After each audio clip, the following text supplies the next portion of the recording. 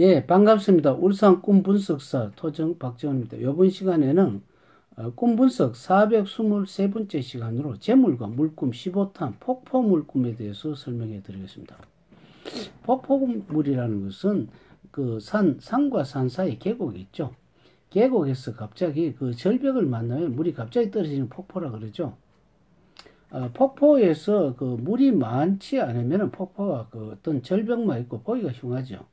그래서 우리 금강산에 가보면 뭐 12면 폭포다. 또 안 그러면은 그 나이가라 폭포다. 이런 폭포가 아주 그 중국에서도 그 폭포들이 아주 뭐 비룡 폭포다 이런 것이 많죠. 그래서 폭포의 특징은 물이 급류를 만나듯이 굉장히 높은 데서 낙하를 하는 것인데 아주 실비단같이 이렇게 떨어지는 물도 있지만 물량이 굉장히 많은 것도 많죠.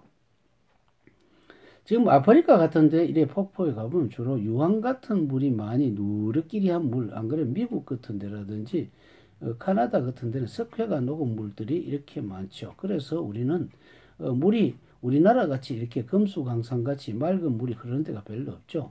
중국 같은 데는 물론 황산이라든지 안 그러면은 뭐 장각에 뭐 이런 데 보면 물이 맑기는 부분적으로 있지만 중국 전체를 보면 항상 누런 어떤 황토물이 있기 때문에 특히 동남아시아도 더 그렇죠. 특히 물이 맑은 곳이 별로 많이 없습니다. 일본 같은 데는 물이 굉장히 맑아요. 맑은데 그 단점은 뭡니까?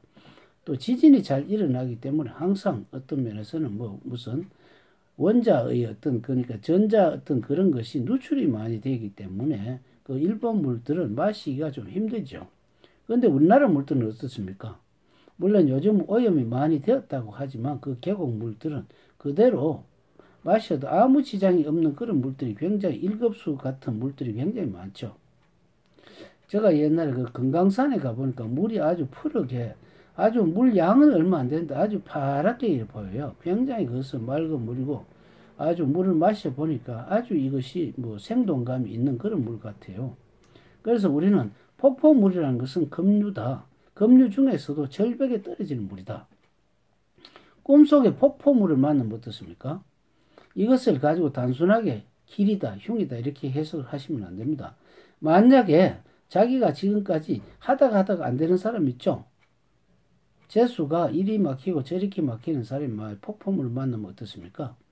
자기가 완전히 몸을 투신하고 싶은 지경이 됐는데 그런데 폭포가 지나면 어떻습니까? 아주 물이 고요하면서 굉장히 물량이 쏟아진 물량이 합해져서 굉장히 양이 많죠. 그래서 폭포를 만나면 자기가 형편이 정말 힘든 사람은 폭포물을 만나면 이제는 고비를 넘겼다 이렇게 보시면 되고 그러니까 형편이 좋은 사람은 폭포물을 만나면 어떻습니까? 고비를 만나게 되죠. 이럴 때는 고비를 만나기 전에 어떻게 해야 되겠습니까? 폭포를 피해야 되겠죠. 그것이 바로 여러 가지 제도적인 장비라든지 안 그러면은 어떤 사업은 정리를 해야 된다든지 안 그러면 보험을 넣어야 된다든지 어떤 사람은 합작을 해야 된다든지 이런 식으로 여러 가지 다양한 방법을 취하지 않으면 폭포를 피하기 힘들죠. 그래서 폭포의 장점은 경치가 매우 좋다는 데 있죠. 물의 입장에서는 아무것도 아닌데 사람이 봤을 때는 아찔하다 이렇게 보는 거죠. 그래서 남이 보기에는 좋고 자기는 겁이 나는 그런 사업들이 많죠. 그래서 우리는 뭐 삼성전자 같은 우리는 국가에서는 이득을 많이 줬다고 보지만 자기들은 피를 말리죠. 자기들은 폭포물이고 우리는 이렇게 절경이다. 이렇게 상반된 이치를 갖고 있죠. 그래서 앞서도 이야기했지만 폭포물을 보면은 내가 위험한 사람은 이제는 안심이고 안심하지 못한 기업들은 이제 다시 재차 위험을 감수할 일이 생긴다. 이렇게 보시면 되겠습니다. 다음 시간에는 그 파이프 속 물에 대해서 설명하겠습니다. 감사합니다.